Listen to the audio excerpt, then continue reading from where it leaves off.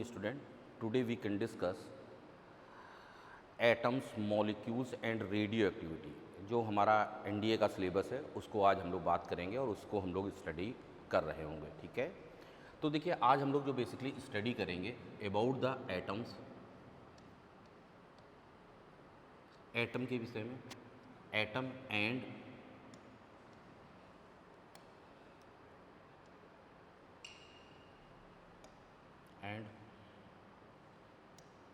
Structures of atom.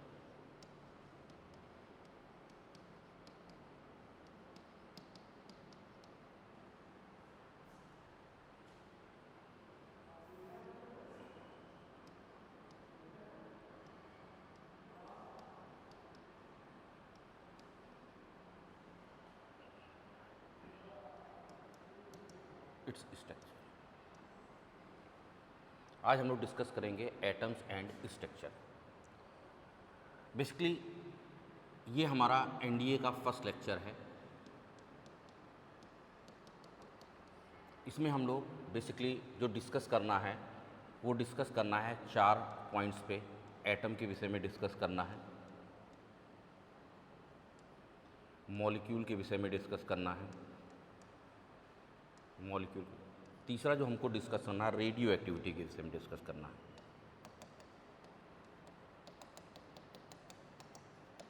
Radio activity के उसमें हमको डिस्कस करना है। तो यहाँ पे हम लोग 3 पार्ट पे डिस्कस करेंगे। एटम एंड इट्स स्ट्रक्चर के विषय में डिस्कस करेंगे, सेकेंडली हम मॉलिक्यूल के विषय में डिस्कस करेंगे और थर्डली हम रेडियो एक्टिविटी के विषय में डिस्कस करेंगे। तो पहला क्वेश्चन हमारा उठता है, sir what is the atom? Atom किसे कहते हैं? What is the atom? Atom क्या होता है, उसको कैसे समझते हैं? ये एटम क्या होता है? कहते हैं कि it is the smallest unit of matter. ये मैटर की एक स्मॉलेस्ट यूनिट होती है विच हैविंग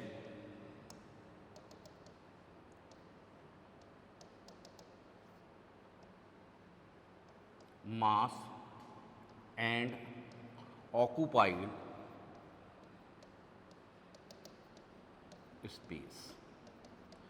कोई भी ऐसी चीज जो मास रखती है और स्पेस को ऑक्यूपाइड करती है उसे हम लोग क्या कहते हैं? मैटर कहते हैं। उस मैटर का स्मॉलेस्ट यूनिट होती है, मतलब किसी भी मेटल बनाने में जो सबसे स्मॉलेस्ट यूनिट, मतलब सबसे छोटा पार्ट जिसको जोड़ जोड़ करके हम किसी भी मैटर को बनाते हैं उसको हम लोग क्या कहते हैं? एटम कह रहे होते हैं। उसको हम लोग क्या कहते हैं? एटम कह रहे होते हैं। इसके अंदर अब क्या कहते हैं? मैटर किसे कहते हैं? तो उसका जवाब मिला जिसके अंदर ऐसी कोई भी चीज़ यूनिवर्स की जिसके अंदर मास होता है और स्पेस में वॉल्यूम होता है या स्पेस ऑक्यूपाइड करती है, ऐसी चीज़ हमारे लिए क्या कहलाती है? मैटर कहलाती है। और मैटर जिन चीज़ों से मिल करके बन करके खड़ा होता है उसकी सबसे छोटी यूनिट जिसको जोड़ जोड़ करके हम बना रहे होते हैं उसे हम लोग एटम कह रहे होते हैं। That's clear? मेरी बात यहाँ तक आप लोगों को समझ में आ गई होगी। That's clear? ठीक है, ठीक। सबसे दूसरी चीज़, अगर हम इस बात को और कम शब्दों में इस बात को कहें, ऐसी कोई भी चीज़ यूनिवर्स की, ऐसी कोई भी चीज़ जिसको हम लोग देख सकें या फील कर सकें, या क्या कर सकते हैं? सी एंड फील, जिसको हम लोग देख सकते हैं और महसूस कर सकते हैं, ऐसी कोई भी चीज़ हमारे लिए क्या कहलाती है? मैटर कहलाती है। ऐसी कोई भी चीज़ यूनिवर्स की जिसे हम देख सकते हैं और महसूस कर सकते हैं वो हमारे लिए मैटर। जैसे हम हवा को देख नहीं सकते हैं, हम हवा को देख नहीं सकते हैं, उसे हम लोग महसूस कर सकते हैं, तो हम कह सकते हैं कि हवा क्या है? तो आप कहेंगे सर हवा भी मैटर है। तो क्योंकि वो उसको हम लोग देख नहीं सकते, उसको हम लोग महसूस कर सकते हैं। जैसे सनलाइट को हम लोग अगर हम देखें तो सनलाइट को हम लोग क्या कर सकते हैं? इसको हम लोग देख नहीं सकते हैं, उसको महसूस कर सकते हैं। जैसे ये हमारे पास डस्टर रखा हुआ है, इस डस्टर को हम लोग देख सकते हैं प्रॉपरली, उसको महसूस भी कर सकते हैं, तो इसको भी हम लोग मैटर कहेंगे। ऐसी कोई भी चीज़ यूनिवर्स की जिसको हम लोग देख सकते हैं और महसूस कर सकते हैं उसे हम लोग मैटर कह रहे होते हैं। तो किसी भी चीज़ को, अब देखिए बहुत इंपॉर्टेंट बात कि हमारा जो एटम होता है वो हमारे लिए क्या हो सकता है? वो स्टेबल फॉर्म में एग्जिस्ट कर भी सकता है और स्टेबल फॉर्म में एग्जिस्ट नहीं भी कर सकता है। जैसे अगर हम लोग बात करें, कोई भी जो हमारा क्या होता है, एटम जो होता है वो स्टेबल फॉर्म में एग्जिस्ट कर भी सकता है और स्टेबल फॉर्म में एग्जिस्ट नहीं भी कर सकता है। देखिए, दैट्स क्लियर, मेरी बात समझ में आई। ये एलिमेंट, एटम जो कहते हैं, हम कहते हैं कि जो एटम जो है वो एलिमेंट की एक स्मॉलेस्ट यूनिट है। एलिमेंट की जो है, atom is the smallest unit of element. अगर हम लोग केमिस्ट्री में उसको मूव करें और केमिस्ट्री में उसको कनेक्ट करने की कोशिश करें तो हम कहेंगे कि केमिस्ट्री में जो एलिमेंट होते हैं, एलिमेंट से मिलकर के हमारे कंपाउंड बनते हैं और एलिमेंट से एलिमेंट को आपस में जोड़ते हैं और कनेक्ट करते चले जाते हैं तो हमारे पास क्या बनते हैं, कंपाउंड्स मिलते हैं। और एटम को आपस में कोरिलेट या कनेक्ट करते हुए चले जाते हैं तो हमें मॉलिक्यूल्स मिल रहा होता है। दैट्स क्लियर बेटा। चलिए आगे बढ़ते हैं।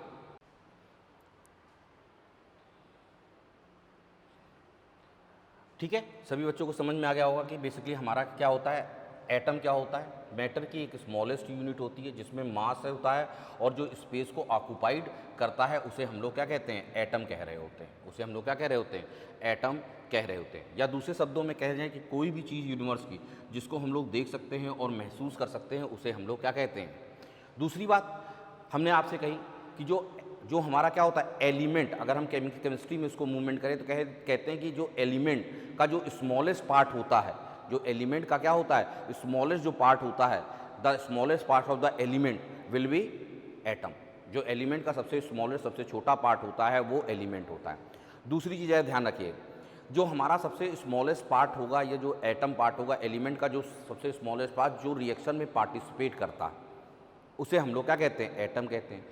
ये जो हमारा एलिमेंट है या जो एटम है, ये एटम हमारे जो होता है वो क्या कर सकता है, नेचर में एग्जिस्ट भी कर सकता है स्टेबल फॉर्म में और स्टेबल फॉर्म में एग्जिस्ट नहीं भी कर सकता है। स्टेबल फॉर्म में क्या कर सकता है, एग्जिस्ट कर सकता है और स्टेबल फॉर्म में एग्जिस्ट नहीं भी कर सकता है।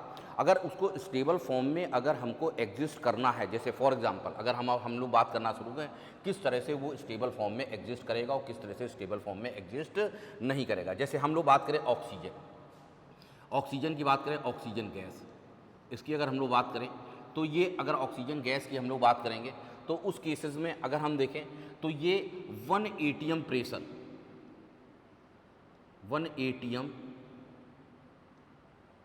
एक एटमॉस्फेरिक प्रेशर पे जो हमारा जो एग्जिस्ट करता है, जो एक एटमॉस्फेयर प्रेशर पे जो हमारा एग्जिस्ट करता है वो किस फॉर्म में एग्जिस्ट करता है, ये हमारे लिए क्या होता है, ये अनस्टेबल फॉर्म होता है। ये इसकी जो होती है स्टेबल फॉर्म नहीं होगी, ये 1 atm प्रेशर पे क्या होगा, अनस्टेबल होगा। मतलब ये कंप्लीटली स्टेबल नहीं होगा, ये स्टेबल फॉर्म में एग्जिस्ट नहीं कर रहा होगा।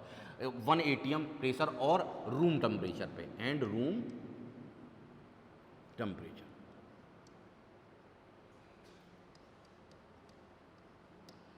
And room temperature. दूसरी बात अगर हम बात करें O2 की, O2 गैस की, ये हमारा क्या होता है, stable 1 atm temperature, 1 atm pressure and room temperature पे,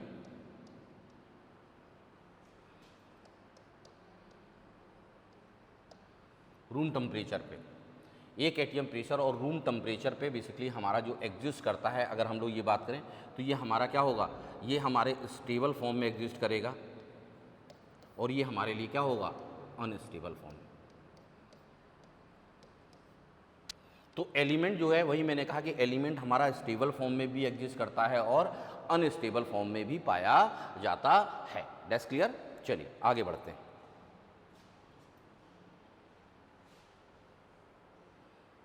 दूसरी बात, अगर हम लोग बात करते हैं atom,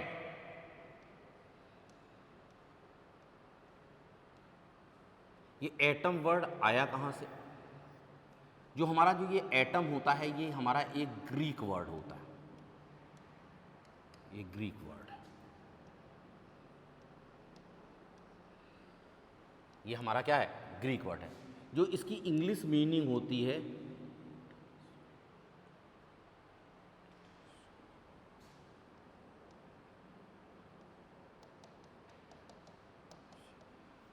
indivisible,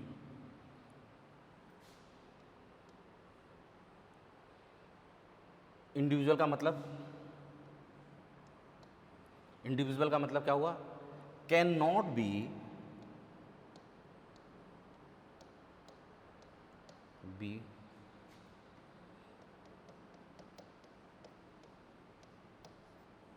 cannot be divided into सब पार्ट, जो सब पार्ट में डिवाइड नहीं हो सकते हैं। इंडिविजुअल का मतलब होगा जो सब पार्ट में हमारे डिवाइड नहीं हो सकते हैं, मतलब कि क्या होता है, इससे छोटे पार्टिकल में उसको तोड़ा नहीं जा सकता है। जबकि बाद में हम लोगों ने कहा था कि जो एटम जो होता है वो सब पार्टिकल से मिलकर के बना होता है। आगे जो वर्ड आया था, जो पहले हम लोगों ने क्या बनाया था कि हमने कहा था कि एटम से छोटा कोई पार्ट हो ही नहीं सकता है, ये एक फंडामेंटल पार्ट होता है, इससे छोटा पार्ट नहीं होता है। फिर आगे की डिस्कवरी में ये पाया गया कि नहीं, एटम ही सबसे छोटा पार्ट नहीं है, इसके कंसिक्वेंट पार्टिकल्स भी होते हैं, बहुत छोटे छोटे पार्टिकल्स होते हैं। इन पार्टिकल्स को हम लोगों ने नाम दिया जिनसे ये मिल करके बनते हैं। पहला हम लोगों ने कहा इलेक्ट्रॉन, फिर कहा प्रोटॉन और फिर कहा न्यूट्रॉन।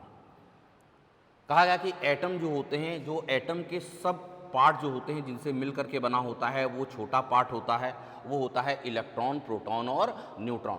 जो हमारे लिए क्या होते हैं, इलेक्ट्रॉन होते हैं, प्रोटॉन होते हैं और न्यूट्रॉन होते हैं। दैट्स क्लियर बेटा, आपको मेरी बात समझ में आई होगी, ठीक है।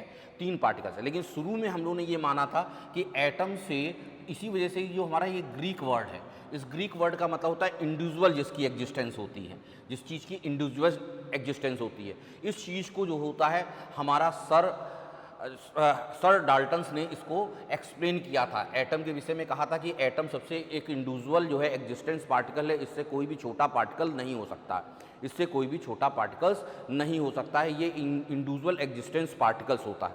लेकिन फिर उसके बाद हम लोग की और भी थ्योरी आई, उसके बाद हमारी जे थॉमसन की थ्योरी आई, जिसने बताया कि नहीं, ये छोटे छोटे पार्टिकल्स होते हैं, एटम के और भी छोटे छोटे पार्टिकल्स होते हैं। उसके बाद रदरफोर्ड थ्योरी आई, उसने भी एग्जिस्टेंस को एक्सप्लेन किया। उसके बाद बोर्स थ्योरी आई, उसने भी इसके एग्जिस्टेंस को एक्सप्लेन किया कि नहीं, एटम जो होता है सबसे छोटा पार्टिकल्स नहीं होते हैं, सबसे छोटे पार्टिकल्स हमारे लिए क्या हो सकते हैं, इलेक्ट्रॉन हो सकते हैं, प्रोटॉन हो सकते हैं और न्यूट्रॉन से मिलकर करके ये एटम हमारा बना हुआ होता है। That's clear. चलिए आगे बढ़ते हैं,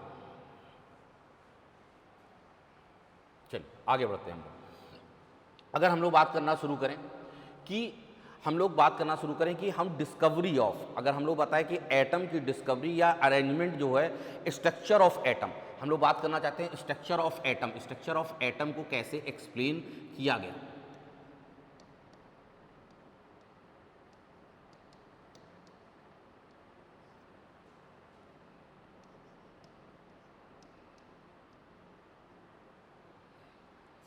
basic structure of atom,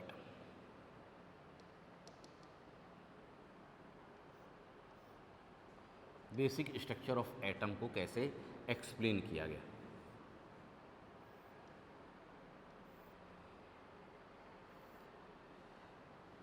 basic structure of atom को एक्सप्लेन, सबसे पहले थॉमसन मॉडल आया।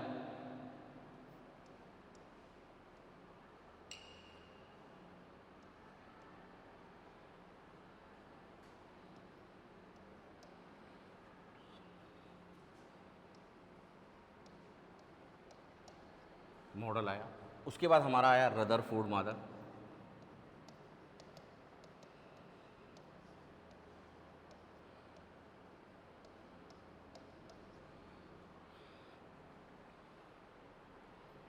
और तीसरा आया बोर्स मॉडल।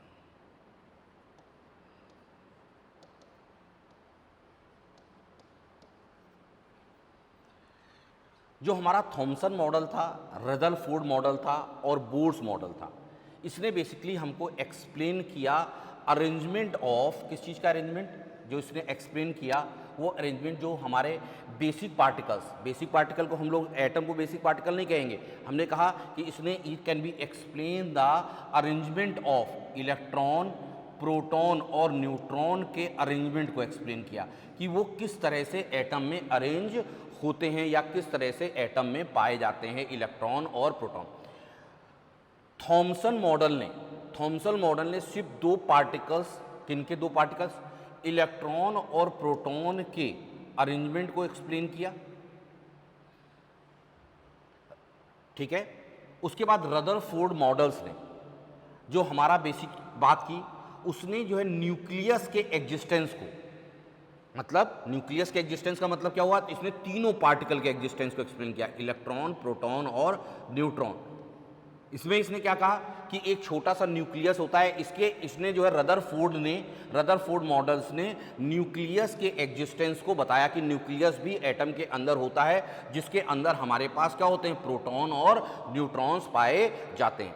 उसके बाद हमारा जो बोर्स मॉडल आया, बोर्स मॉडल ने भी बेसिक तीन पार्टिकल्स इलेक्ट्रॉन, प्रोटॉन और न्यूट्रॉन्स के अरेंजमेंट को एक्सप्लेन किया।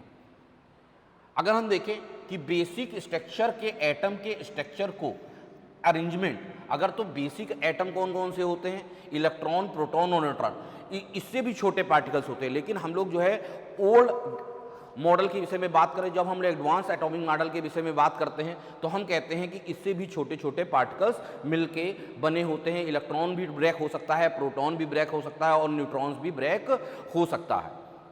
ये हमारी एक एडवांस थ्योरी होती है जिसमें हम लोग बात करते हैं। लेकिन हमारी जो बेसिक थ्योरी है, उस बेसिक थ्योरी में साफ साफ हम लोग बेसिक थ्योरी की बात कर रहे हैं। तो इस बेसिक थ्योरी में हम लोग तीन पार्टिकल्स की बात करेंगे, इलेक्ट्रॉन की बात करेंगे, प्रोटॉन की बात करेंगे और न्यूट्रॉन्स की बात करेंगे। तो अगर हम इन तीनों पार्टिकल्स के अरेंजमेंट की बात करेंगे कि वो किस तरह से अरेंजमेंट थे, तो पहला जो अरेंजमेंट है हमारा थॉमसन मॉडल का अरेंजमेंट है। दूसरा अरेंजमेंट हमारा रदरफोर्ड मॉडल में देखा गया किस तरह से अरेंजमेंट हुआ। फिर उसके बाद हमारे बोर्स मॉडल ने इलेक्ट्रॉन, प्रोटॉन और न्यूट्रॉन के अरेंजमेंट को बताया। जो थॉमसन मॉडल था, थॉमसन मॉडल ने सिर्फ इलेक्ट्रॉन और प्रोटॉन के अरेंजमेंट को एक्सप्लेन किया। That's clear. चलिए हम आगे बढ़ते हैं। हम लोग सबसे पहले एक्सप्लेन करेंगे थॉमसन मॉडल को एक्सप्लेन करेंगे।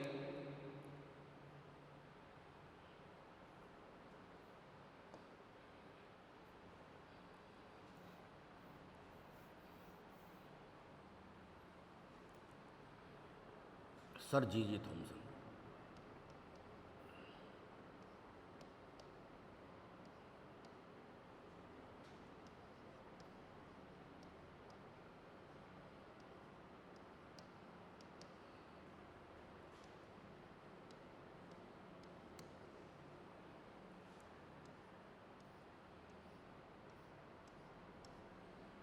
सर जे थॉमसन्स मॉडल, जिसको हमने वाटरमेलन मॉडल भी कहा, इसने क्या एक्सप्लेन किया? सर जे थॉमसन मॉडल ने एक्सप्लेन किया अरेंजमेंट ऑफ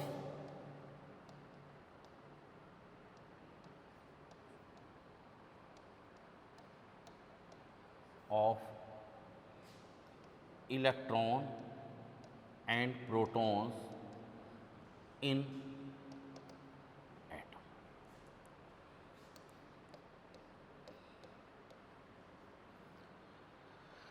हमारे बेसिकली जे थॉमसन मॉडल ने क्या अरेंजमेंट किया? Arrangement of electron and proton in atom. Atom के अंदर इलेक्ट्रॉन और प्रोटॉन किस तरह से पाए जाते हैं या किस तरह से प्लेस्ड होते हैं उसके विषय में एक्सप्लेन किया। दूसरा, उसने ये कहा कि atom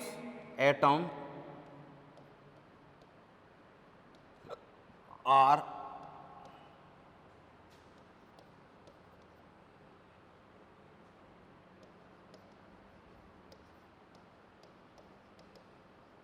atoms are electrically neutral. Atoms electrically neutrals होते हैं। मतलब क्या हुआ कि जितने उसके पास पॉजिटिव पार्टिकल्स होंगे उतने क्या होंगे, हमारे पास क्या होंगे, निगेटिव पार्ट होंगे। क्या हुआ इसका मतलब? Total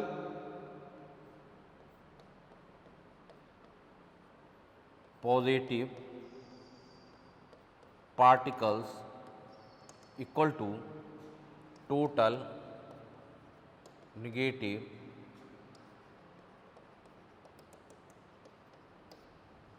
total positive particles equal to total negative particles. मतलब हमारा क्या होता है, इलेक्ट्रॉन, आगे हम लोगों ने एक्सप्लेन किया था, प्रीवियसली ये एक्सप्लेन हो चुका था कि इलेक्ट्रॉन हमारा क्या होता है, इलेक्ट्रॉन हमारा क्या होता है, इलेक्ट्रिकली न्यूट्रल होता है और इलेक्ट्रॉन के चार्ज को मुलिकन ऑयल ड्रॉप मेथड के द्वारा निकाला भी जा चुका कि इलेक्ट्रॉन पे जो चार्ज होता है वो इलेक्ट्रॉन पे जो चार्ज होता है वो कैसा होता है, इलेक्ट्रॉन पे जो चार्ज होता है हमारा जो मुलिकन मॉडल ने बताया कि जो इलेक्ट्रॉन पे जो चार्ज होता है वो हमारा चार्ज जो होता है, जो मुलिकन मॉडल ने एक्सप्लेन किया, charge on electrons is 1.67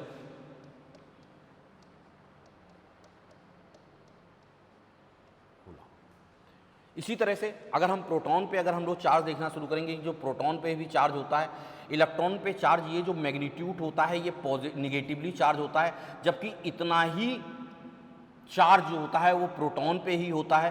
proton पे अगर हम चार्ज देंगे, लेकिन ये चार्ज जो होता है वो नेगेटिव चार्ज होता है, जबकि ये चार्ज हमारा क्या होता है, पॉजिटिव चार्ज होता है। दोनों का मैग्नीट्यूड क्या होता है, समान होता है। इसकी वैल्यू कैसे कैलकुलेट की गई, इसकी वैल्यू कल की मिलिकन ऑयल ड्रॉप मेथड के द्वारा इलेक्ट्रॉन के चार्ज को हमने स्पेसिफाइड किया कि इलेक्ट्रॉन पे चार्ज कैसा होता है और कितना होता है, और इस ऑयल मुलिकन मॉडल के द्वारा हमने इलेक्ट्रॉन के इस चार्ज को पता किया। जब हम कह रहे हैं कि एटम्स हमारा इलेक्ट्रिकली न्यूट्रल्स होता है तो स्वाभाविक है कि जो total positive particles equal to total negative particles, और हर पे अगर इसका मतलब क्या होगा कि इलेक्ट्रॉन का चार्ज और प्रोटॉन का चार्ज आपस में बराबर होना चाहिए।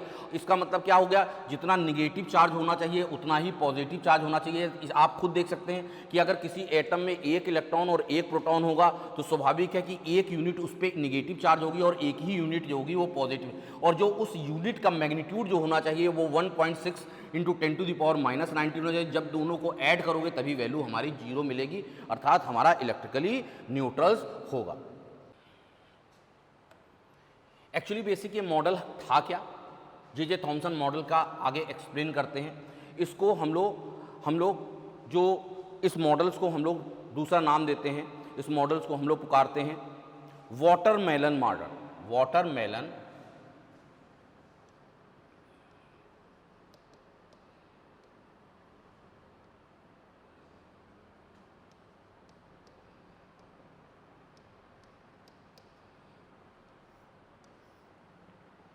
वाटरमेलन, अगर हम लोग वाटरमेलन की बात करते हैं तो वाटरमेलन पे अगर बात करते हैं, उसमें वाटरमेलन में हम ये कहते हैं कि जिस तरह से हमारा जो वाटरमेलन होता है, वाटरमेलन को अगर आप बीच से उसको कट करें तो स्थिति इस तरह से नज़र आती है। वाटरमेलन को अगर हम फ्रंट व्यू देखते हैं वाटरमेलन का, इस तरह से हमें नज़र आ रहा होगा। अब इस वाटरमेलन में अगर आप मार करें तो इसमें हमारा रेड गुद्दा इसके अंदर भरा हुआ होता है।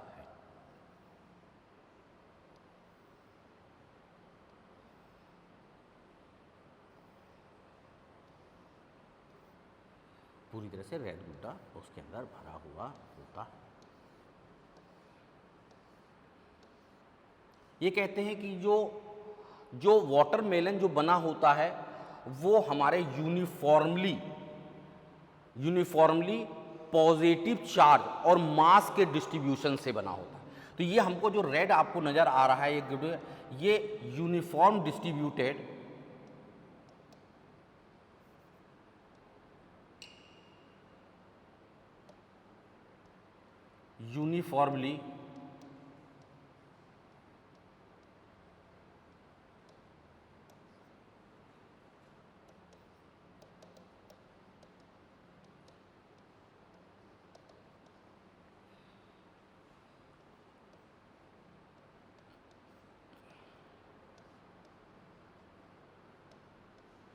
यूनिफॉर्मली डिस्ट्रीब्यूटेड चार्ज और मास को एक्सप्लेन कर रहा है।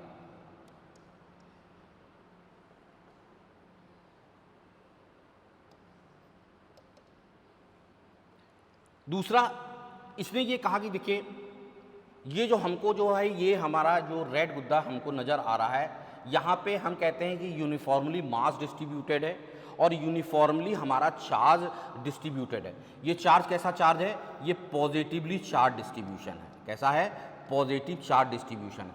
इसका मतलब क्या हुआ, पॉजिटिव चार्ज किसका होता है, पॉजिटिव चार्ज प्रोटॉन का होता है। तो यहाँ पे पूरी यूनिफॉर्मली जो है वो क्या है, प्रोटॉन बिछे हुए हैं। प्रोटॉन यूनिफॉर्मली क्या हुए, ये रेड जो हम लोग नज़र आ रहा है यूनिफॉर्मली हमारे प्रोटॉन इस पर बिछे हुए हैं।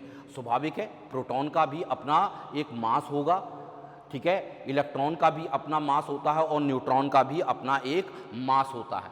जैसे आपको मालूम है कि हमारा मास ऑफ इलेक्ट्रॉन की बात करते हैं तो इलेक्ट्रॉन का मास होता है, अगर हम लोग बात करते हैं, हम लोग तीन चीज़ों की बात करते हैं, इलेक्ट्रॉन के मास की बात करते हैं, प्रोटॉन के मास की बात करते हैं और न्यूट्रॉन के मास की बात कर रहे होते हैं। That's clear. अगर हम इलेक्ट्रॉन के मास की बात करते हैं तो इलेक्ट्रॉन का मास होता है 9.1 × 10⁻³ kg। अगर हम kg में बात करें तो 31 kg आता है, ये हम उसका मास होता है। That's clear. अगर हम ग्राम में बात करें तो ग्राम में कह सकते हैं कि 9.1 × 10⁻28 ग्राम होता है। मास ऑफ, अगर हम लोग प्रोटॉन की बात करते हैं और मास ऑफ न्यूट्रॉन की बात करते हैं, जो हमारा जो प्रोटॉन का मास होता है, जो हमारा प्रोटॉन का मास और न्यूट्रॉन का मास लगभग बराबर होता है। अगर हम देखें तो इसका मास, प्रोटॉन का मास 1.6726 × 10⁻27 ग्राम होता है। अगर हम न्यूट्रॉन के मास की बात करते हैं तो न्यूट्रॉन का मास 1.675 × 10⁻27 ग्राम होता है।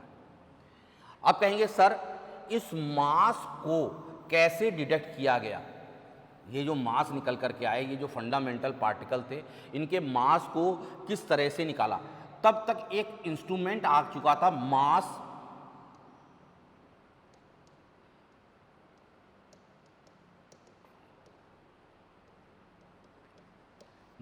स्पेक्ट्रोस्कोपी। मास स्पेक्ट्रोस्कोपी एक माइक्रोस्कोपिक पार्टिकल्स के मास को डिटेक्ट करने का एक इंस्ट्रूमेंट था, जो हमारे माइक्रोस्कोपिक पार्टिकल्स होते हैं। माइक्रोस्कोपिक पार्टिकल का मतलब ऐसे पार्टिकल जो हमको खुली आंखों से नहीं दिखाई देते हैं, ऐसे पार्टिकल को हम लोग माइक्रोस्कोपिक पार्टिकल्स कहते हैं। इस तरह के माइक्रोस्कोपिक पार्टिकल के मास को डिटेक्ट करने के लिए मास स्पेक्ट्रोस्कोपी एक इंस्ट्रूमेंट आया, जिसके द्वारा हम लोगों ने इलेक्ट्रॉन, प्रोटॉन और न्यूट्रॉन के, आपको खुद मालूम है कि इलेक्ट्रॉन, प्रोटॉन और न्यूट्रॉन को हम लोग खुली आंखों के द्वारा नहीं देख सकते। दूसरी बात आप हमेशा ध्यान रखिएगा, उसने जे थॉमसन ने यह भी बताया कि ये जो रेंज होती है, ये जो डिस्ट्रीब्यूशन होता है, ऐसा नहीं है कि 2-3 किलोमीटर तक होगा। ये डिस्ट्रीब्यूशन जो होता है, आपका जो प्रोटॉन का जो यूनिफॉर्मली डिस्ट्रीब्यूशन है चार्ज और मास का, वो 10⁻⁻10 मीटर तक ही होता है। जो डिस्ट्रीब्यूशन होता है वह डिस्ट्रीब्यूशन 10⁻⁻10 तक होता है। दूसरी बात ये तो उसने बात की कि जो इसका मतलब कह सकते हैं कि वाटरमेलन, अगर हम बात करें कि एटम एक यूनिफॉर्मली डिस्ट्रीब्यूटेड प्रोटॉन से मिलकर के बनता है, जो स्फेरिकल रूप से यूनिफॉर्म डिस्ट्रीब्यूटेड प्रोटॉन होते हैं, उनको जो है अगर हम बनाते हैं यूनिफॉर्मली स्फीयर, अगर हम बनाते हैं एक यूनिफॉर्म स्फीयर, जिसमें यूनिफॉर्म स्फीयर में जो हम यूज़ कर रहे होते हैं वो हम लोग बेसिकली प्रोटॉन का यूनिफॉर्म स्फीयर हम लोग बनाते हैं। और इसके बीच में अगर आपने वाटरमेलन देखा होगा तो उसके बीच में बीज होते हैं, तो कहते हैं कि जो इम्बर्स्ड होते हैं, उसमें घुसे हुए होते हैं, इम्बर्स्ड होते हैं। तो ये कहा कि जो बीज नुमा आपको इम्बर्स्ड पार्टिकल्स नज़र आ रहे हैं, इम्बर्स्ड पार्टिकल्स,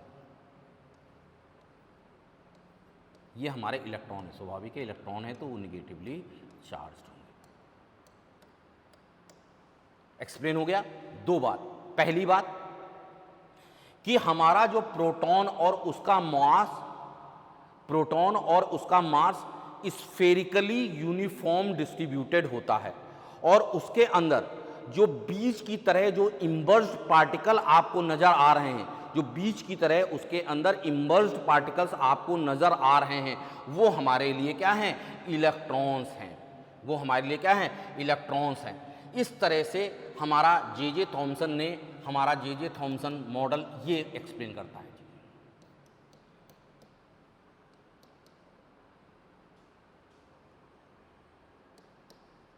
जे थॉमसन मॉडल ये एक्सप्लेन करता है। 3 पॉइंट हुआ जे थॉमसन मॉडल का। पहला क्या होता है? स्फेरिकली यूनिफॉर्म डिस्ट्रीब्यूशन से जो स्फीयर बनता है जो sphere form by uniform distribution से जो मास और चार्ज के यूनिफॉर्म जो डिस्ट्रीब्यूशन हो रहा है स्फीयर बनाने में, उसमें जो यूज हो रहे हैं वो हमारे प्रोटॉन यूज हो रहे हैं। और जो बीजनुमा हमको नजर आ रहे हैं उसमें इम्बर्स जो नजर आ रहे हैं, जो इम्बर्स बीज नजर आ रहे हैं, घुसे हुए नजर आ रहे हैं पार्टिकल्स, वो हमारे लिए क्या हैं? वो हमारे लिए बेसिकली इलेक्ट्रॉन्स हैं।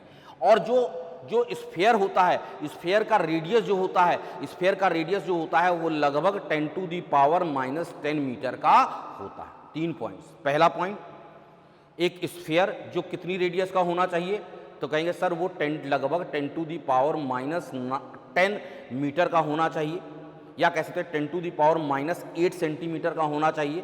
10⁻8 सेंटीमीटर का होना चाहिए जो स्फीयर बनाए, वो 10⁻, लगभग -8 सेंटीमीटर का होना चाहिए।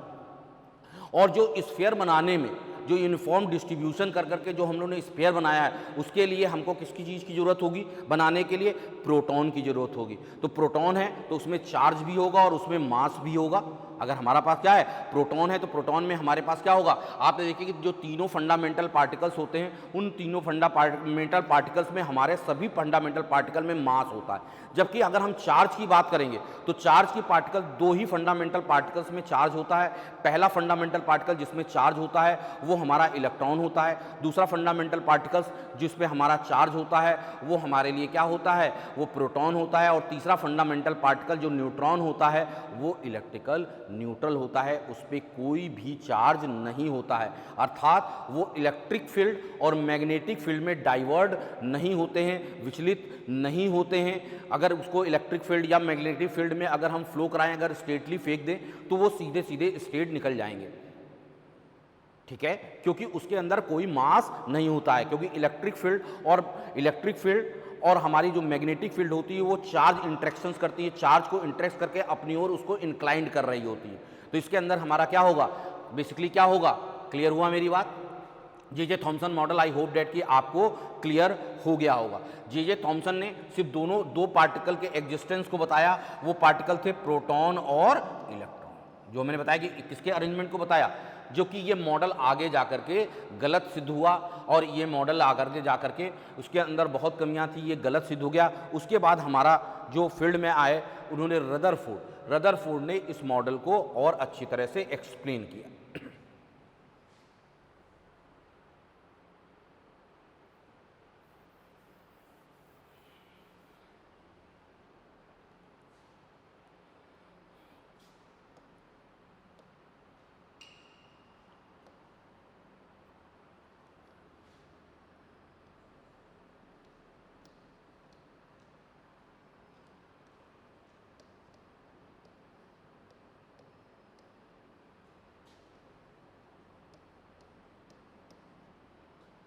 Rutherford model.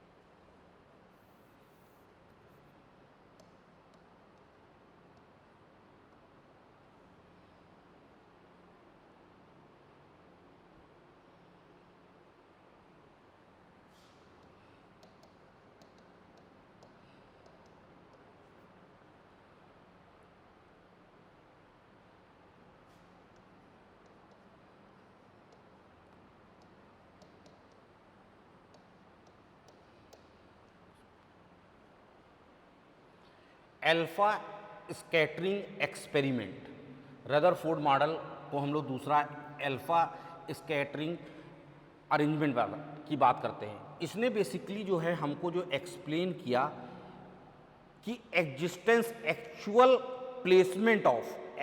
Placement of nucleus की डिस्कवरी किसकी की? न्यूक्लियस की डिस्कवरी।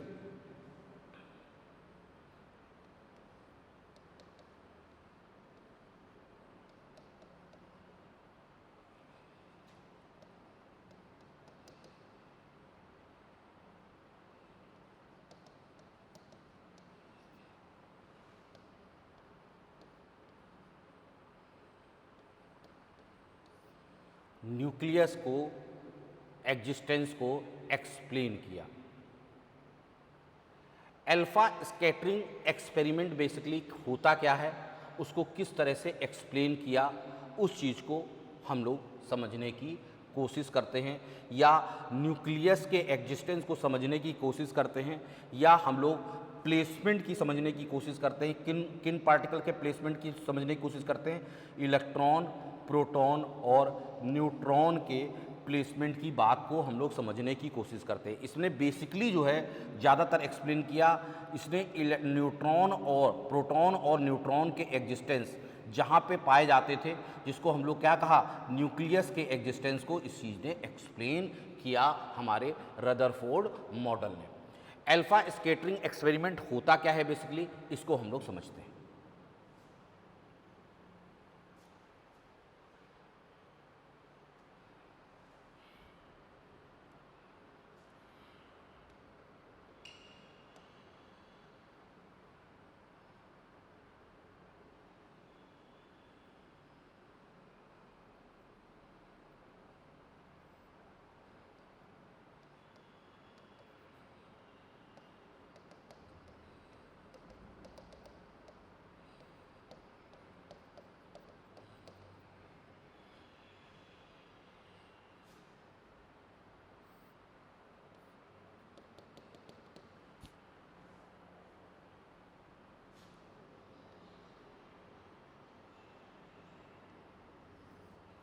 ये रेडियो एक्टिव सब्सटेंस क्या था? Source of helium.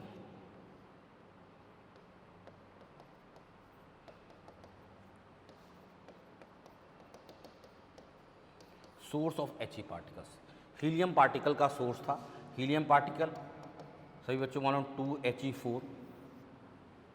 इसके अंदर क्या होता है? 2 इलेक्ट्रॉन के बराबर पॉजिटिव चार्ज होता है। इसमें क्या होता है? 2 इलेक्ट्रॉन के बराबर क्या होता है? इस पे पॉजिटिव चार्ज होता है। तो ये सोर्स ऑफ हीलियम। एक हमने थिन प्लेट रखी, उसमें एक पिन होल किया, जिससे हमको अल्फा पार्टिकल्स, जो हमारे जो बेसिकली हीलियम पार्टिकल्स या अल्फा पार्टिकल्स हम लोग कहते हैं, हीलियम पार्टिकल्स कहें या अल्फा पार्टिकल्स कहें, ये जो अल्फा पार्टिकल्स जो है इस थिन होल से पास होते हुए नजर आए। अब क्या किया समझिएगा।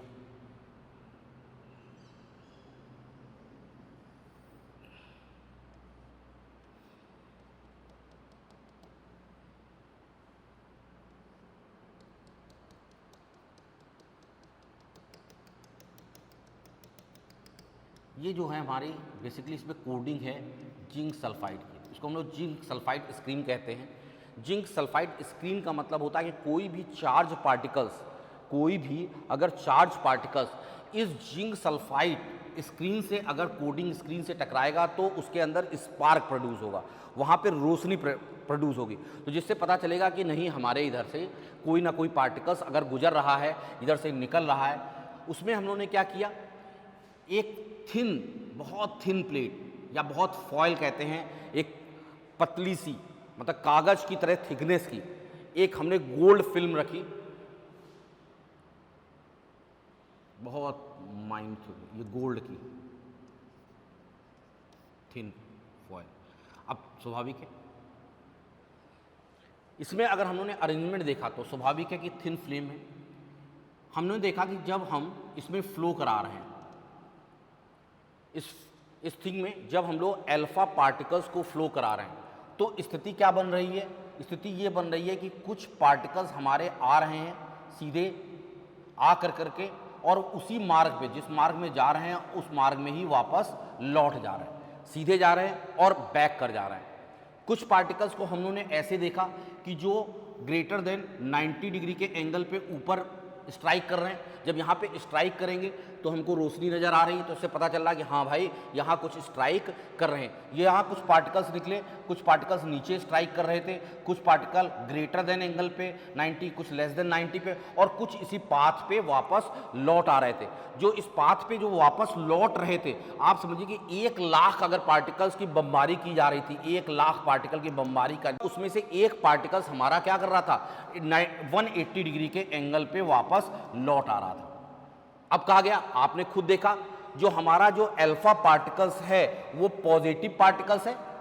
अल्फा पार्टिकल जो हमको, ये जो अल्फा पार्टिकल्स यहाँ से जो मूवमेंट हो रहा है, ये हमारा 2 यूनिट का पॉजिटिव पार्टिकल्स था।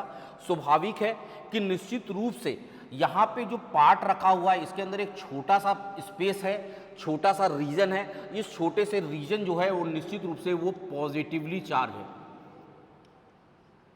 पॉजिटिवली चार्ज है। इसी वजह से यहाँ पे रिपल्सन हो रहा है और वो उसी ट्रैक पे जो हो रहा है पार्टिकल हमारे लिए क्या हो रहा है, आपस।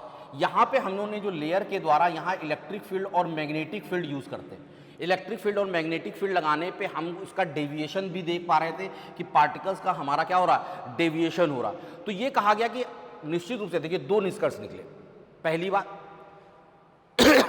जैसे हमारा जे थॉमसन मॉडल ने हमसे कहा था कि जे थॉमसन मॉडल ने हमको ये एक्सप्लेन किया था, बेसिकली क्या एक्सप्लेन किया था, जे थॉमसन मॉडल ने ये कहा था कि हमारा क्या होता है, जो प्रोटॉन होता है वो पूरा डिस्ट्रीब्यूटेड होता है सॉलिड रूप से। जो हमारा रेड गुद्दा था उस तरह से पूरा डिस्ट्रीब्यूटेड होता है, मतलब ब्लॉक होता है पूरा ठोस रूप से वहाँ पे डिस्ट्रीब्यूटेड।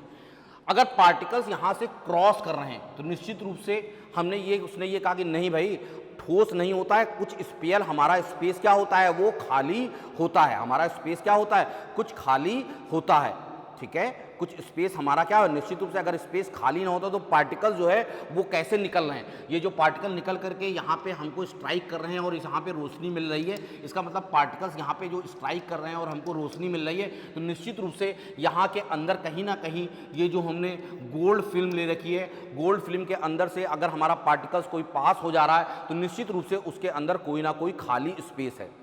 निश्चित रूप से एक ऐसा छोटा सा रीजन है, एक ऐसा छोटा, क्योंकि हमने कहा कि 1 लाख अगर पार्टिकल की बमबारी की जा रही है अल्फा पार्टिकल्स की, तो उसमें से एक पार्टिकल जो है वो रिफ्लेक्ट हो रहा अपने। तो इसका मतलब क्या हुआ कि जो करीब करीब से, इसका मतलब बहुत छोटा सा ऐसा रीजन है जहां पे पॉजिटिवली चार्ज केंद्रित है, जहां पे क्या है, पॉजिटिव चार्ज हमारा प्लेस है। क्यों पॉजिटिव चार्ज प्लेस है, क्योंकि अगर हम अल्फा पार्टिकल की बात करेंगे, अल्फा पार्टिकल पॉजिटिवली चार्ज होता है और स्वाभाविक है कि लाइक चार्जेस के बीच में रिपल्सन होता है और अनलाइक चार्जेस के बीच में अट्रैक्शन होता है। तो स्वाभाविक है कि यहाँ पे अगर इसी जगह से उसी पाथ पे वो रिटर्न कर रहा है तो निश्चित रूप से यहाँ पे रखा हुआ जो चार्ज होना चाहिए वो लाइक चार्ज होना चाहिए। और लाइक चार्ज मतलब कैसा होना चाहिए, पॉजिटिव चार्ज, क्योंकि इस पे पॉजिटिव चार्ज है तो लाइक चार्ज मतलब इस पे भी पॉजिटिव चार्ज। तो कहा कि बहुत स्मॉल स्पेस में, इसका मतलब इसने क्या कंक्लूजन निकाला, इसने कंक्लूजन ये निकाला कि हमारे बहुत से स्मॉल प्लेस पे पॉजिटिव चार्ज प्लेस होता है, जिसको उसके न्यूक्लियस के नाम से पुकारा, जिसको उसने किसके नाम से पुकारा, न्यूक्लियस के नाम से पुकारा। फिर उसको क्या पुकारा, न्यूक्लियस। और दूसरी बात, उस बात का खंडन किया जे थॉमसन की पूरा स्पेस, आपका जो एटम का स्पेस आप कह रहे हैं पूरी तरह से भरा होता है, नहीं, बीच बीच में स्पेस क्या होता है, खाली होता है, पूरी तरह से नहीं भरा हुआ होता है, पूरी तरह से स्पेस हमारा नहीं भरा होता है। स्वाभाविक है कि अगर कुछ पार्टिकल का डेविएशन हो रहा था, पार्टिकल का डेविएशन ऊपर या नीचे हो रहा था, अगर डेविएशन हो रहा था तो स्वाभाविक है कि यहाँ कहीं इलेक्ट्रॉन आया होगा, प्रोटॉन आया होगा, तो हमारा क्या होगा कि इस तरह से अगर पॉजिटिवली चार्ज है तो हमारे पास इस तरह से डाइवर्शन, क्योंकि अट्रैक्शन हो रहा होगा, इस तरह से अट्रैक्शन हो रहा होगा इलेक्ट्रिक मैग्नेटिक, इसी तरह से इसमें हमको डाइवर्जन मिल रहा होगा। इस डाइवर्जन मिलने में उसने कहा कि नहीं भाई, एक हमारा छोटा सा स्पेस होता है, वो स्पेस बहुत ही छोटा होता है। इस बात का समर्थन किया, किस बात का, जे थॉमसन की इस बात का समर्थन किया। जे थॉमसन ने कहा था कि हमारा जो डिस्ट्रीब्यूशंस होता है, जो हमारा जो डिस्ट्रीब्यूशंस होता है वो 10⁻⁻10 मीटर में पूरा स्पेयर होता है। तो उसने कहा नहीं ठीक है, बिल्कुल सही है जे थॉमसन, लेकिन उससे भी छोटे स्पेस में हमारा एक पॉजिटिव चार्ज प्लेस है, 10⁻⁻8 सेंटीमीटर से भी छोटे प्लेस पे हमारा एक पॉजिटिव चार्ज प्लेस है। और जो एटम है उसके बीच में पूरी तरह से वो भरा नहीं है, कुछ स्पेस हमारे लिए खाली है। और उस खाली स्पेस में इसका मतलब क्या है कि क्या हुआ, उसको नजर आया कि भाई देखिए एटम की संरचना में उसने कल्पना की, नहीं भाई देखिए अगर हम एटम के स्ट्रक्चर की बात कर रहे हैं तो एटम के स्ट्रक्चर में एक छोटा सा स्पेस होगा जहाँ पे पॉजिटिव चार्ज रखा होगा, और जो आसपास के कुछ स्पेस होंगे वो पूरे भरे नहीं होंगे, कुछ स्पेस जो होंगे वो क्या होंगे, ये देखिए वैक्यूम हमको नज़र आ रहा है, कुछ स्पेस हमारे में क्या होंगे, ये देखिए खाली होंगे स्पेस, ये देखिए स्पेस हमारे लिए क्या है, कुछ खाली है। हाँ, ये बात अलग है कि कुछ रीजन्स में या हम कुछ इस एरिया में बात करें या कुछ रीजन्स में हमने बात करें या कुछ रीजन्स में कोई ना कोई पार्टिकल्स पाए जा रहे हैं जिससे हमको डेविएशन ऑब्टेंड हो रहा है। तो उसने कहा कि भाई ये पॉजिटिव पार्ट, इसको तो उसने न्यूक्लियस कहा इस पोर्शन को, और कहा कि हमारा एक अनलाइक चार्जेस अनचार्ज पार्टिकल्स हमको अनलाइक मिल रहा है, इसको उसने इलेक्ट्रॉन कहा। उसको उसने क्या कहा, इलेक्ट्रॉन का। इसने कहा ठीक है, हम इस बात को मानते हैं कि इमर्ज होते हैं, जैसे जे थॉमसन ने कहा था, लेकिन वो सभी जगह इमर्ज नहीं होते हैं। कुछ ऐसा रीजन होता है जहाँ पे उस रीजन में ना तो इलेक्ट्रॉन होता है ना ही प्रोटॉन होता है। ऐसा कोई रीजन जो हमने आपको येलो कलर से दिखाया, ऐसा रीजन होता है जहाँ पे उस रीजन में ना तो इलेक्ट्रॉन पाए जाते हैं ना ही प्रोटॉन पाए जाते हैं। एटम के अंदर एक खाली स्पेस होता है जहाँ पे ना तो कोई भी फंडामेंटल पार्टिकल नहीं मिल रहे होते, ना इलेक्ट्रॉन मिल रहा होता है, ना प्रोटॉन मिल रहा होता है और नॉन न्यूट्रॉन मिल रहा होता है। हाँ, कुछ रीजन में वहाँ पे हमारा कुछ एक छोटा सा जगह होती है पूरे एटम में, एक बहुत छोटा सा पार्ट जो स्फीयर के सेंटर पे होता है, जो स्फीयर के क्या होता है, सेंटर पे होता है, वहाँ पे पॉजिटिव चार्ज केंद्रित होते हैं। और कुछ कुछ दूरी पे एक हमको सेल नज़र आ रही होती है, उस सेल के अंदर हमारे पास क्या होते हैं, अनलाइक चार्जेस, अर्थात इलेक्ट्रॉन प्रेजेंट हैं, बीच का स्पेस हमारा पूरी तरह से खाली है। तो इसने जो है बेसिकली प्लेसमेंट की बात की, इस चीज़ की बात की, तो ये इसी वजह से यहाँ पे हम लोगों ने अल्फा पार्टिकल्स का इस्तेमाल किया।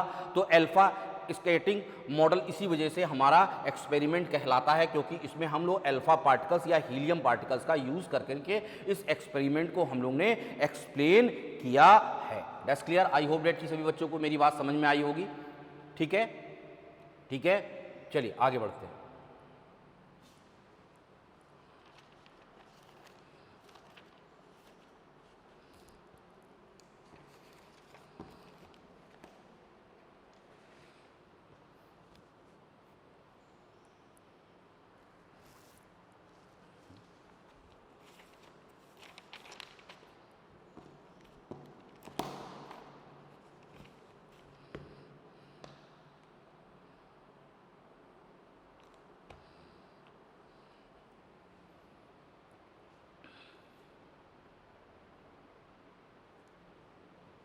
अब इसका क्या ड्रॉबैक था, इस ड्रॉबैक को समझेंगे कि इसका बेसिकली ड्रॉबैक क्या था।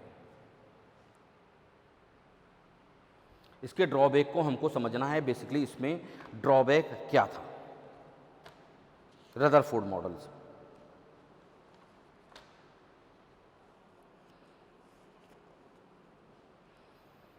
रदरफोर्ड मॉडल में ड्रॉबैक ये था, ये कहा गया था कि यदि किसी भी चार्ज पार्टिकल्स का अगर मूवमेंट हो रहा होगा तो निश्चित रूप से इसमें लॉस ऑफ इलेक्ट्रॉन हो रहा होगा। इलेक्ट्रॉन का क्या हो रहा होगा, किसी भी चार्ज पार्टिकल्स का अगर मूवमेंट हो रहा है तो उसमें रेडिएशन की प्रोसेस अकर करती है, और रेडिएशन की प्रोसेस जहाँ भी होती है उसमें लॉस ऑफ एनर्जी हो रही होगी, एनर्जी की लॉस हो रही होगी। तो अगर एनर्जी की लॉस हो रही होगी तो अगर इसने माना ठीक है, आपने कहा था एक छोटे से पॉइंट पे हमारा पॉजिटिव चार्ज प्लेस होता है, और एक सर्कुलर पाथ में हमारा एक अनलाइक चार्ज पार्टिकल्स मूवमेंट कर रहा होता है। जब अनलाइक चार्ज पार्टिकल क्या था, वो इलेक्ट्रॉन था, वो मूवमेंट कर रहा होता है। चलिए उसकी ने बात कही, उसने कहा कि ये चार्ज पार्टिकल है और मोशंस में है, लगातार इसकी एनर्जी लॉस हो रही है, अगर एनर्जी लॉस हो रही है तो ये जो सर्कुलर पाथ है वो लगातार छोटा होता चला जाएगा। ये सर्कुलर पाथ क्या हो जाएगा, लगातार क्या होगा, छोटा होता चला जाएगा। और एक स्थिति ऐसी आएगी कि ये पार्टिकल्स जाकर करके न्यूक्लियस में इमर्ज्ड हो जाएगा। जब न्यूक्लियस में इमर्ज हो जाएगा तो एटम जो है, उस एटम का एग्जिस्टेंस ही समाप्त हो जाएगा।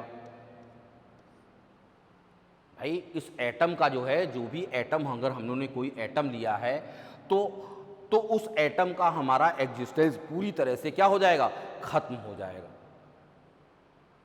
इस एटम का एग्जिस्टेंस, क्योंकि अगर हमारा क्या हो रहा है, एनर्जी लॉस हो रही है, एनर्जी लॉस हो रही है तो सर्कुलर पाथ उतना छोटा होता चला जाएगा जितनी, और इस तरह से पाथ छोटा होता होता, सर्कुलर पाथ छोटा होता होता इमर्ज कर कर करके क्या हो जाएगा, जा करके न्यूक्लियस में गिर जाएगा और एटम का एग्जिस्टेंस समाप्त हो जाएगा। कुछ देर बाद आप देखेंगे कि एटम का अस्तित्व खत्म हो गया, जबकि ऐसा होता नहीं है कि कोई भी, जैसे आपने गोल्ड फिल्म ली थी तो ऐसा तो होता नहीं कि अगर हमने गोल्ड रखा हुआ है कुछ दिन बाद हमने साल 2 साल 5 साल बाद उसको देखा तो ऐसा तो होता नहीं ना कि गोल्ड वहाँ से गायब हो गया हो, बिल्कुल एकदम से अदृश्य हो गया होगा।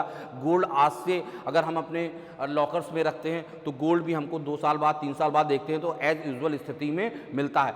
तो अगर रदरफोर्ड की थ्योरी को अगर हम लेकर के चलते तो रदरफोर्ड की थ्योरी तो ये कहती है ना कि कुछ देर बाद वो खत्म हो जाना चाहिए, उसकी वो क्या होना चाहिए, एनर्जी के रूप में जो होना चाहिए वो खत्म हो जाना चाहिए, क्योंकि एटम का एग्जिस्टेंस ही खत्म हो जाता है। तो ये थ्योरी रॉन्ग हो गई इस वजह से। इस थ्योरी को क्या किया गया, रदरफोर्ड की इस थ्योरी के, हाँ ये जरूर मान लिया गया। इसके बाद देन आफ्टर हमारे पास जो मूवमेंट हुई, उसके बाद हमारे पास जो मूवमेंट हुई वो मूवमेंट हुई बोर्स मॉडल।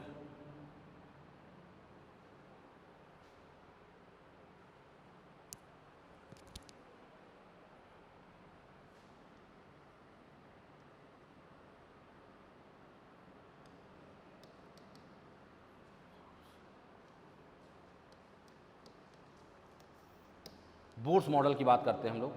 अगर हम लोग बोर्स मॉडल की बात करना शुरू करेंगे तो बेसिकली बोर्स मॉडल क्या था, बोर्स ने भी इस बात को एक्सेप्ट किया कि इलेक्ट्रॉन एक सर्कुलर पाथ में रिवॉल्व करते रहते हैं, इलेक्ट्रॉन एक सर्कुलर पाथ में क्या करते हैं, रिवॉल्व करते रहते हैं, और जो हमारा जो होता है वो एक सेंटर के अराउंड एक सर्कुलर पाथ में रिवॉल्व कर रहे होते हैं। अगर एक सेंटर के अराउंड एक सर्कुलर पाथ में रिवॉल्व कर रहे होते हैं तो निश्चित रूप से सर्कुलर पाथ के सेंटर पे जो होता है वो न्यूक्लियस प्रेजेंट होता है, और स्वाभाविक है कि न्यूक्लियस क्या होता है, वो पॉजिटिव चार्ज होगा। न्यूक्लियस हमने बताया कि न्यूक्लियस क्या होगा, वो पॉजिटिव चार्ज होगा, और एक सर्कुलर पाथ में ये एक फिक्स सर्कुलर पाथ में रिवॉल्व करते हैं, एक फिक्स सर्कुलर पाथ में रिवॉल्व करते हैं। What is the means of fix circular path, fixed circular path,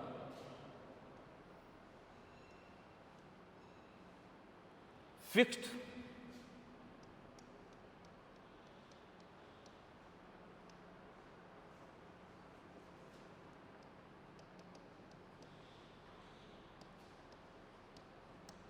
fixed circular path में रिवॉल्व। इसका मतलब फिक्स सर्कुलर पाथ में रिवॉल्व कर रहे हैं तो इसका मतलब क्या होता है, उस सर्कुलर पाथ की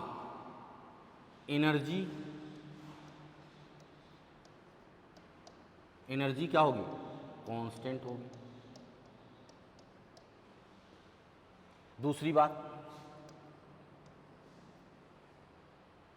उसका एंगुलर मोमेंटम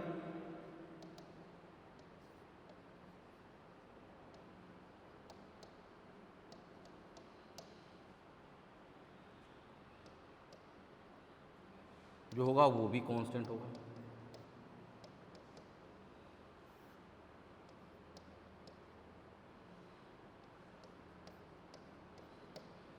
तीसरी बात, उसका रेडियस भी क्या होगा, कांस्टेंट होगा। जो ऐसा सर्कुलर पाथ जिसकी एनर्जी, एंगुलर मोमेंटम और रेडियस भी कांस्टेंट बना रहता है, इसे हम लोग क्या कहते हैं, स्टेशनरी सेल कहते हैं। इसे हम लोग क्या कहते हैं, स्टेशनरी सेल। इसे क्या कहते हैं, स्टेशनरी सेल या स्टेशनरी ऑर्बिट कहते हैं। इसका मतलब ये यहाँ पे अगर हमारी एनर्जी कांस्टेंट है, अगर हमारी क्या है, एनर्जी कांस्टेंट है, तो निश्चित रूप से वो इस फिक्स सर्कुलर पाथ में ही नाचता रहेगा, और कभी भी आ कर करके, जैसे रदरफोर्ड ने ये बताया था कि रदरफोर्ड ने ये कहा था कि एक सर्कुलर पाथ में आता जाएगा और एनर्जी एमिएट होती जाएगी, अगर एनर्जी एमिएट होगी तो आ करके न्यूक्लियस में ड्रॉप हो जाएगा। लेकिन इस बात को संशोधन कर दिया बोर्स ने कहा ऐसा नहीं है, जिस सर्कुलर पाथ में ये ऑसिलेट कर रहा होता है वो स्टेशनरी सेल्स होते हैं। स्टेशनरी सेल का मतलब ऐसे सेल जिनकी एनर्जी जो होती है वो टाइम के साथ चेंज नहीं होती है, ऐसे सेल को हम लोग स्टेशनरी सेल कहते हैं। और कहता है कि ऐसे स्टेशनरी सेल में एंगुलर, तो कहेगा कौन सा स्टेशनरी सेल, किस स्टेशनरी सेल में? कहते हैं कि अगर हमको सर्कुलर पाथ है तो अगर हमारा न्यूक्लियस है, न्यूक्लियस के चारों ओर infinite numbers of circular path होंगे, infinite number of circular path होंगे। ऐसा तो नहीं है एक सर्कुलर पाथ होगा, पहला मान ले, दूसरा मान ले, तीसरा, चौथा, तो किस सर्कुलर पाथ में इलेक्ट्रॉन मिलेगा? क्या सारे infinite number of circular path होंगे, सभी सर्कुलर पाथ में मिलेगा क्या इलेक्ट्रॉन? उसने कहा नहीं। उसने कहा कि जहां पे उसका एंगुलर मोमेंटम, जहां पे एंगुलर मोमेंटम कहते हैं MVR,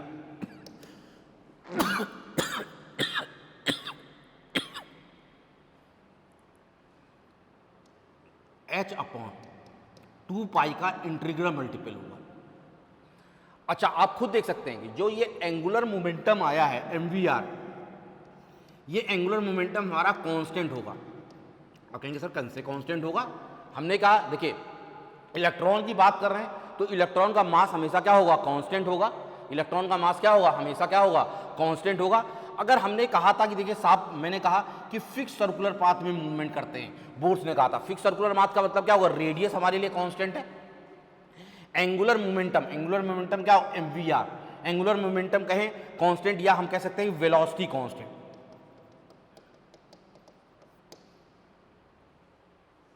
हमारी एनर्जी कांस्टेंट होती है, वेलोसिटी कांस्टेंट, और वेलोसिटी कांस्टेंट होने का मतलब क्या हो? Angular momentum is called MVR।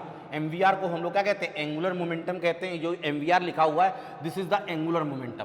तो अगर हमारी वेलोसिटी कांस्टेंट हो जाएगी, m तो कांस्टेंट है ही है, फिक्स सर्कुलर पाथ में मूवमेंट करते हैं, रेडियस कांस्टेंट है, तो MVR की वैल्यू कांस्टेंट हो जाएगी। यहाँ h हमारे लिए प्लांक कांस्टेंट होता है। 2π जो होता है उसकी वैल्यू पाई की मालूम होती है, 22/7 होती है। और हमारे पास जो होता है ये n, यहाँ पे ऐसी अरेंजमेंट रखते हैं, हमारे हाथ में रेडियस का चुनाव है, वेलोसिटी हमारे कंट्रोल में, तो ऐसे सेल में पाया जाएगा, कैलकुलेट करेंगे जहाँ n की वैल्यू क्या होगी? इंटीजर्स हो जाएगी। तो इसका मतलब क्या होगा? जहाँ पे एंगुलर मोमेंटम क्या होगा? इंटीग्रल मल्टीपल में होगा। हमने कहा पहले सेल में हो रहा है तो n का मान 1 होगा, तो इसका मतलब क्या होगा? एंगुलर मोमेंटम h/2π आना चाहिए। दूसरे सेल में अगर है तो 2h/2π आना चाहिए। अगर तीसरे सेल में है तो 3h/2π आना चाहिए। अगर चौथे सेल में है तो हमारा 4h/2π आना चाहिए, 4h/2π आना चाहिए। दैट्स क्लियर बेटा? मेरी बात समझ में आई आप लोगों को? ठीक है, तो ये हमारी आना चाहिए एंगुलर मोमेंटम। दूसरी बात, अगर पहली बात समझ में आया मेरी बात?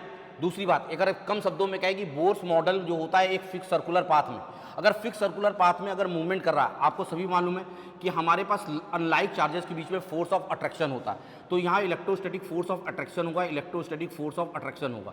अगर इसके अपोजिट में कोई फोर्स नहीं लगेगा तो ये इलेक्ट्रॉन जो होगा, इलेक्ट्रॉन इस न्यूक्लियस में आकर के अट्रैक्ट हो जाएगा। तो हम कहते हैं कि जिस सर्कुलर पार्ट में रोटेट कर रहा होता है उसके अपोजिट डायरेक्शन में उतने ही मैग्नीट्यूड का एक फोर्स लगता है, जिसको हम लोग सेंट्रीफ्यूगल फोर्स कहते हैं। जो सेंट्रीफ्यूगल फोर्स होता है, सेंट्रीफ्यूगल फोर्स की वैल्यू जो होती है mv²/r होती है। क्या होती है? mv²/r हो रही होती है।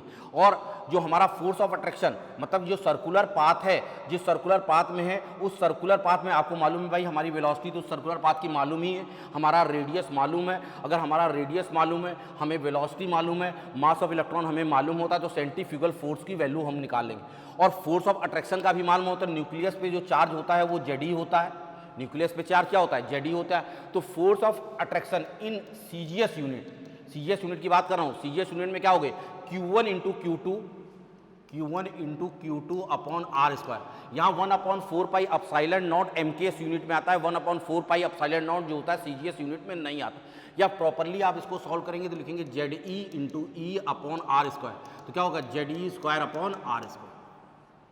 तो ये हमने फटाक से फोर्स ऑफ अट्रैक्शन निकाल लिया, क्योंकि एटॉमिक नंबर उस एटम का हमको मालूम होगा, इलेक्ट्रॉन का चार्ज हमको मालूम होता है, जिसमें मूलिकन ऑयल ड्रॉप मेथड से हम लोगों ने इलेक्ट्रॉन का चार्ज निकाला था। रेडियस हमारी फिक्स्ड है, रेडियस हमको मालूम है, तो हम लोग जो है आराम से फोर्स ऑफ अट्रैक्शन भी निकाल सकते हैं, और हमको वेलोसिटी मालूम है कहाँ पे न्यूट्रल है, तो हम सेंट्रीफ्यूगल फोर्स भी निकाल सकते हैं। तो हम कहते हैं कि इसका मतलब क्या होता है कि अपोजिट साइड में दोनों एक दूसरे जो होते हैं वो क्या force of attraction and centrifugal force दोनों एक दूसरे को काउंटर बैलेंस करते हैं। इस वजह से ये जो इलेक्ट्रॉन जो होता है वो इसके अंदर ड्रॉप नहीं होता है, जबकि रदरफोर्ड की कल्पना में वो इसके अंदर ड्रॉप हो जा रहा था, लेकिन हमारी बोर्ड्स की कल्पना ने इसने ये संशोधन कर दिया कि नहीं, इसके अंदर ड्रॉप नहीं होता है। इसका मतलब एटम का एग्जिस्टेंस समाप्त नहीं होता है, एटम का एग्जिस्टेंस हमारा समाप्त नहीं हो रहा होता है, हमारा एटम का एग्जिस्टेंस बना होता है। ये हमारे बेसिकली 3 मॉडल थे। ये बेसिक मॉडल था। इस बेसिक मॉडल में आपने इसका बेसिक एटम क्या होते हैं ये सीखा, एटम का अरेंजमेंट कैसे करते हैं, एटम के बेसिक पार्टिकल्स या बेसिक फंडामेंटल पार्टिकल का अरेंजमेंट कैसे करते हैं वो हम लोगों ने सीखा। तो किन थ्योरी के द्वारा सीखा हम लोगों ने? सबसे पहले जे थॉमसन थ्योरी के द्वारा उसके एग्जिस्टेंस को, बेसिक पार्टिकल्स में के एग्जिस्टेंस को सीखा। फिर रदरफोर्ड के कॉन्सेप्ट को सीखा कि उसने किस तरह से बताया वो, ठीक है। उसके बाद हम लोगों ने बेसिकली बोर्स मॉडल को समझा। जो एडवांस मॉडल आते गए धीरे धीरे उनकी जो कमियां बेसिकली थी उन कमियों को रिजॉल्व करते चले गए, ठीक है। फिर आगे हम लोग नेक्स्ट लेक्चर पे इसको कंटिन्यू करें, ठीक है।